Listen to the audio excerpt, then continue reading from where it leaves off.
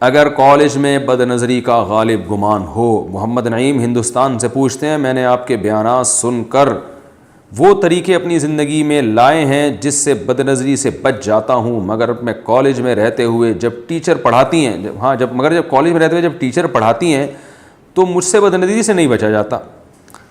1 سال میں نے بہت مشکل سے گزارا ہے. اب کیا میں پڑھائی چھوڑ دوں اور دکان پر وقت دوں یا پھر میں کیا کروں؟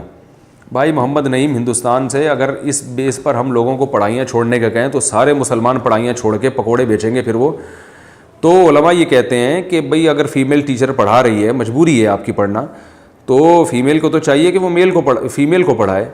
لیکن اگر وہ پڑھا رہی ہے تو آپ کے پاس پھر پڑھائی کا اس کے علاوہ کوئی آپشن نہیں ہے. تو آپ حتی الامکان نظر کی حفاظت کریں. اور اگر ٹیچر پہ نظر پڑ بھی جاتی ہے، کیونکہ پوری کلاس میں منہ نیچے کر کے بیٹھنا یہ بھی ممکن نہیں ہے، تو نظر پڑ بھی جاتی ہے تو دل کو کم از کم برے خیالات سے محفوظ رکھیں. اس ٹیچر کو آپ اپنی والدہ کی جگہ سمجھیں یا بہن کی جگہ سمجھیں یا انٹی سمجھیں آپ ان کو، اور کبھی کبھار ان سے محبت میں انٹی ان کو کہہ بھی دیا کریں. اب ریئیکشن جو ہوگا وہ تو آپ ہی بہتر جانتے ہیں، لیکن ایک مقدس رشتے کی نیت سے آپ ان کی طرف نظر ڈالیں اور دل میں کوشش کریں. دل بھی انسان کا بالکل بے قابو نہیں ہوتا. اگر انسان دل میں حیا پیدا کرے اور ٹیچر کو ایک عظمت کی نظر سے دیکھے تو وہ کر سکتا ہے. مجبوری کے حکام اور ہوتے ہیں، میں نے بتایا عام حکم تو یہی ہے کہ جائز نہیں ہے، لیکن ظاہر ہے اب مجبوری ہے. اسی طرح میں جو علماء ہیں وہ کہتے ہیں کہ جو اب ظاہر ہے جو لوگ دکان پہ بیٹھے ہوئے ہیں تو کسٹمر میں لیڈیز بھی بہت زیادہ ہوتی ہیں خریداری کرنے کے لیے.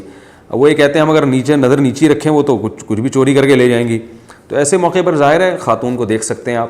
نظر نیت آپ کی بری نہیں ہونی چاہیے، نیت آپ کی جو ہے وہ اس کو صاف رکھیں آپ اپنے دل کو. ایسا ٹھرکی بننا کہ جس عورت پہ بھی نظر ڈالو بری نیت سے ڈالو، یہ تو ویسے بھی غیر اخلاقی حرکت ہے. عورت کا صرف ایک ہی تو پہلو نہیں ہے کہ وہ مرد کی ہوس پوری کرتی ہے، عورت کے اور بہت سارے معاشرے میں پہلو ہیں. فی الحال وہ آپ کی ٹیچر ہیں، اس پہلو سے آپ ان کو دیکھ سکتے ہیں. پھر بھی اگر برے خیالات آ رہے ہیں تو حتی الامکان قابو کرنے کی کوشش کریں آپ. تو اگر آپ چاہیں گے اپنے اوپر قابو رکھنا اور اپنے اوپر کنٹرول رکھنا چاہیں گے، انشاءاللہ اللہ تعالیٰ آپ کی مدد کرے گا.